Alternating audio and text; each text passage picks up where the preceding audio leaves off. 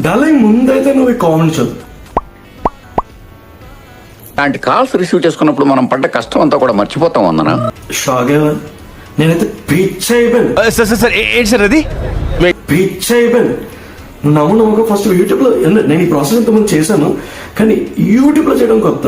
Video పెట్టినప్పుడు అనుకోండి, ఫోన్లో ఎవరన్నా ఒక్కలైనా ఈ వీడియో చూసి కనీసం ఇంటర్వ్యూ దాకా వెళ్తే సాటిస్ఫైడ్ అనుకున్నాను. కానీ నమ్మడాలి పడుకుని లేసరికి ఇద్దరు డార్లింగ్ కామెంట్లు చూసి నమ్మ దిల్లు ఖుషి అయిపోయాను.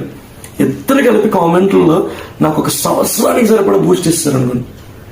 నిజంగా ఒకళ్ళేమో పీడబ్ల్యూ కోఆర్డినేటర్, ఇంకోళ్ళేమో హెచ్ఎస్సి సూపర్వైజర్. అబ్బా మ్యాడ్. నేను చూసి పిచ్ అయిపోయాను. అందులో డార్లింగ్ కామెంట్లో మెన్షన్ చేశాడు, ఇక్కడ కొంచెం ఇక్కడ వాతావరణం కొంచెం స్కెప్టికల్ గా ఉందని చెప్పాడు. ఆ విషయం నాకు తెలుసు. వైజాగ్ ఎందుకు ఎలా జరుగుతుందని మనం నెక్స్ట్ వీడియోలో పెట్టుకుందాం.